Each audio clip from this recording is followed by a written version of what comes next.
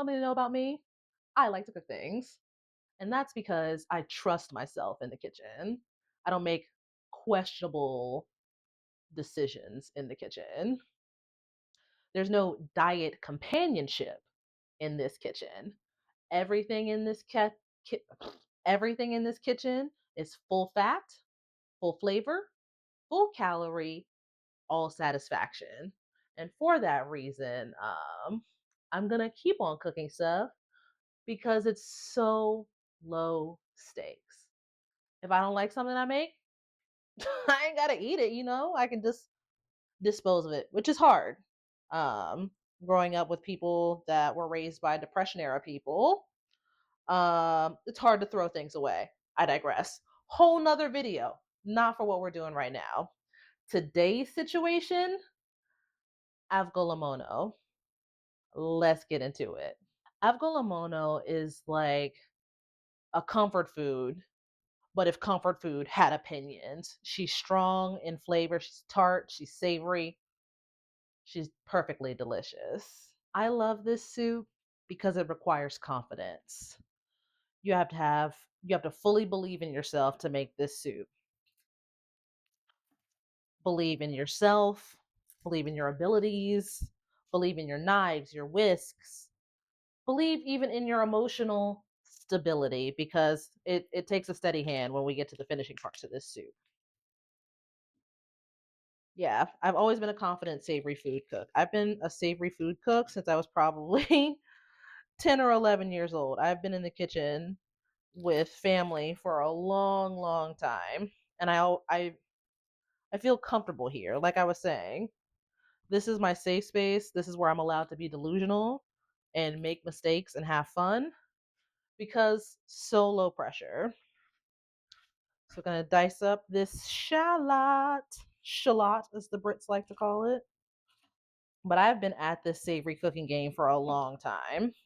I There was a point that for 7 straight years, 5 days a week, all 3 of my meals were prepared by my hand. Breakfast, lunch, dinner, whether that be through meal prep, smoothies, slaving over a hot stove after a long day. Like the list goes on, but I was in there doing the work. And I will say I was real skinny then too. But that's not important. I'm not here to body shame. I love the body that I'm in because it allows me to move throughout this world and do what I need to do. But, you know, I'm brains, beauty, and body, even though I'm not skinny anymore because what? Perfection. I'm going to try and get the dice to match the shallot as much as I can, but I am only human.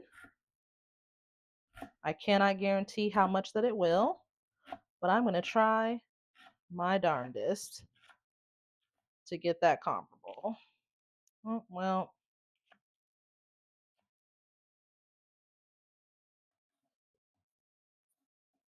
yeah, I think we need that other half because there's no rules when you're cooking. There's no rules to most things if we're being for real. Rules are we make up the rules as we go. At least I do. So today's rule: extra onion. And I gotta move quick because my eyes are starting to get juicy. I've seen people wear things like onion goggles, which I think, do you, whatever works for you. But I will just deal with the mild discomfort because it's so temporary, right? It's not forever discomfort. So I have this fun little grate plate. So I've already put a little olive oil in the bottom. And then I'm gonna grab some garlic cloves that are already peeled. Because let me tell you, baby, I don't do struggle. I'm not fitting to bust this garlic open and tell her throw it back. I'm not doing that. All right. And the reason why you put a little olive oil in the bottom of the plate is so that way all of the bits can come out. Because if you just grate, I've done this before. I learned this the hard way. If you don't put a little liquid in the bottom, particularly like a liquid you can cook with, like an oil. I'm using olive oil because I'm making a Greek ass recipe, and neutral oil doesn't seem necessary, right? But it allows me to be able to get the garlic off and out of the grate plate with very little effort. All right, bet. Shallots, onion, garlic, boom. Next step. Avgolemono. It's like an exercise in restraint. Ooh. Got that heat up a little high. Again. I thought I had a little higher smoke point oil. We just learned a lesson. What I'm going to do is I'm going to toss this oil, and we're going to come back in with something that definitely has a higher smoke point. Oh, my goodness. So, turning the heat down.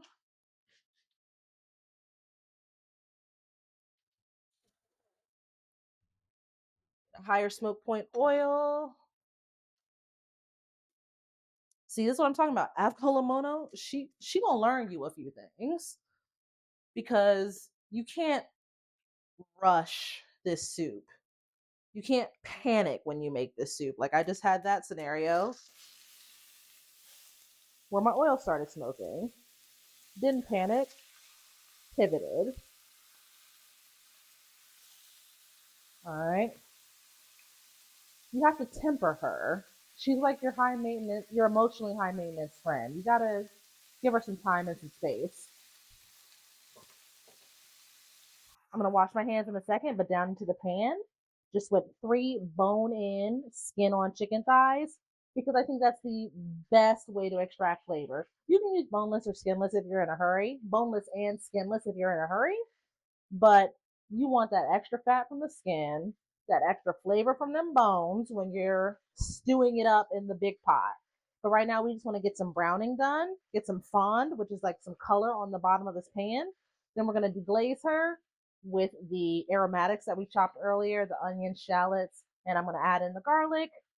And then it's going to be the next step. We're just flying through this thing. Oh, love it. All right. This is where the kitchen starts telling the truth. We're going to turn over these babies. Oh, yeah. Can we see that good brown on there? Damn, this one is almost cooked through because it's so little. Oh, it's okay, though. Yeah. I'm going to cook them on the other side for just a moment. We're just going to pop these out of the pan.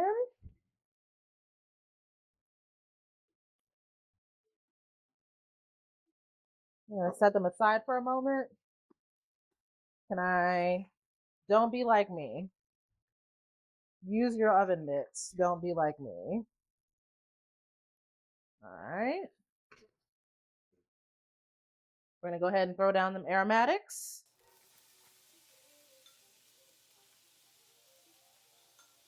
This is just the onion and shallots. You don't want to add in the garlic too early because you don't want her to burn.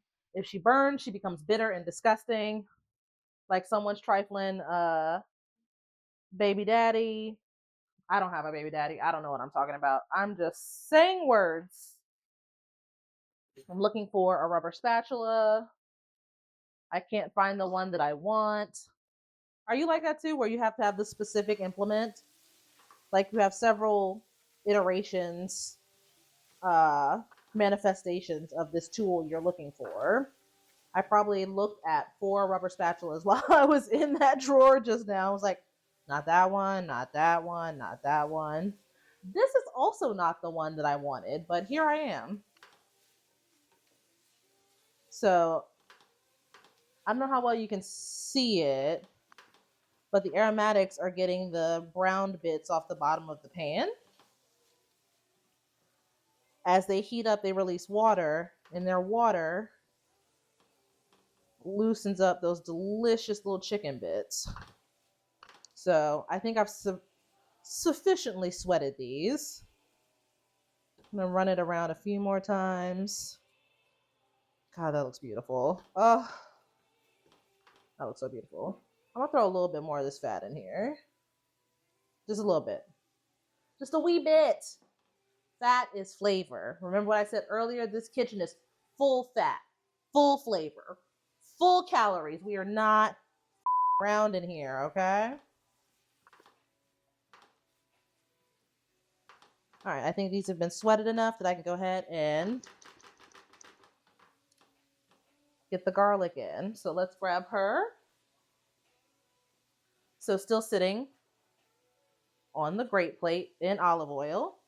We are just going to take our little silicone brush here and brush it into the pan.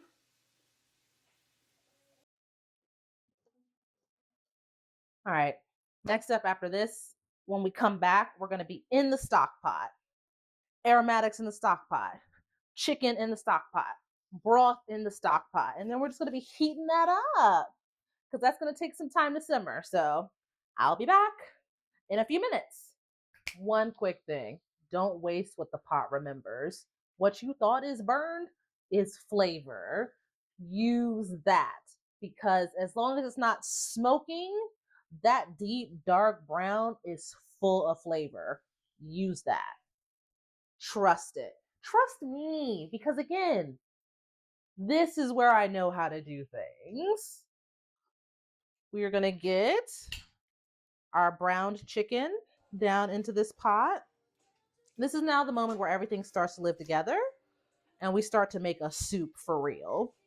I mean, don't get it twisted. We've been making a soup the whole time, but we're now getting into serious business territory. Gonna come through with our aromatics. Just dump those right in there. Should I have cooked these in the stock pot? Yes. Did I do this way for the magic of filming? Also, yes, because if I was cooking this just for me, I would have only used one pot because that's one dish to wash. Let's get some stock in here. Let's just get that down in there nice and beautiful.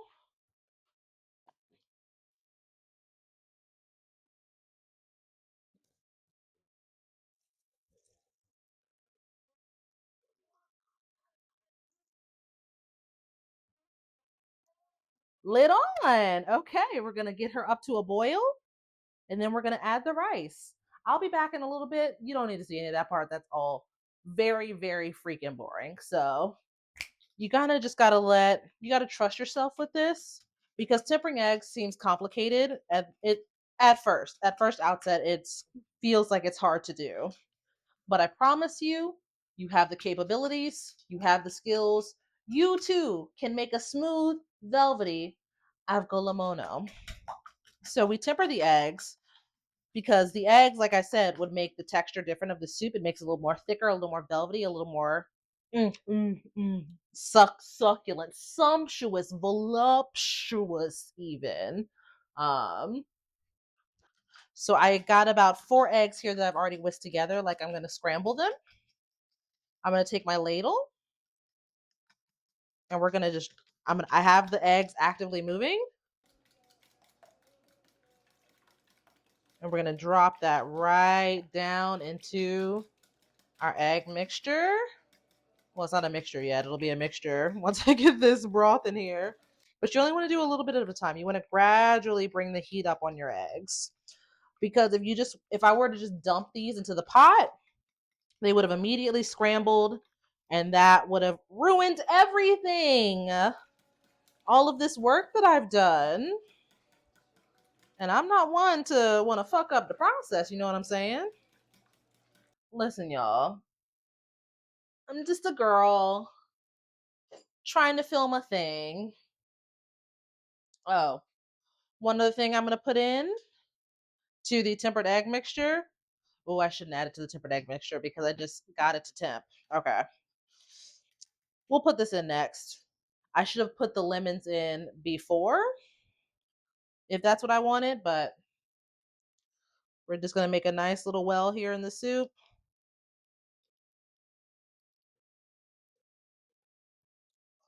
And I think we're doing beautiful.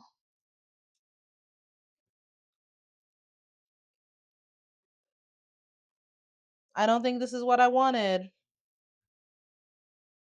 Ah, well, whatever. I'll just strain it. It's fine. Because you know what? At least I tried. I've tempered eggs 10,000 times. It's never been a problem. I don't know that it's a problem today, if I'm being honest. So it's now nice and smooth and silky. I got out the eggs that curdled after I strained it. And we still have a pretty silky soup, which is nothing to sneeze at because, again, low stakes, you guys. Sometimes you're going to mess it up. Inevitable. All right.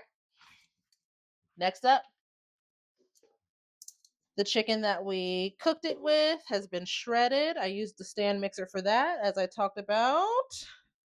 So we're just going to drop her down in the pot. Oh my God, yes. Woo! Stir that on in. Beautiful. I think it's time to serve her. So we're going to ladle some soup right into the bowl. Yes, come here, girl. She probably could have used another straining, if I'm being honest. But I'm hungry now. This is also my dinner for the night. We got some fresh dill sprigs.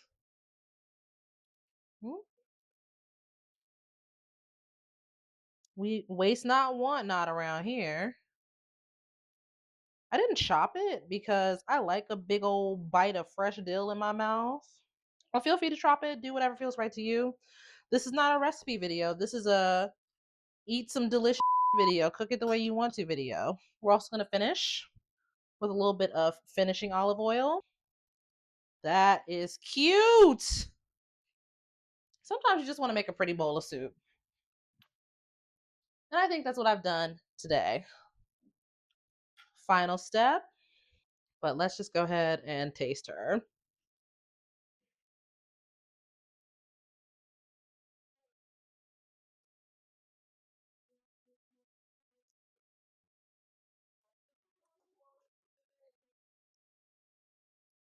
Wow. Just wow. Mm.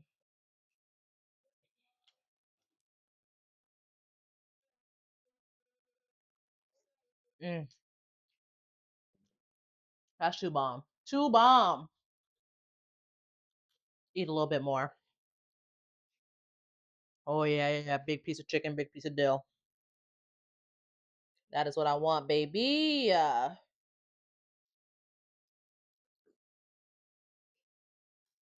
Mm. Anyways, that's what I'm cooking today.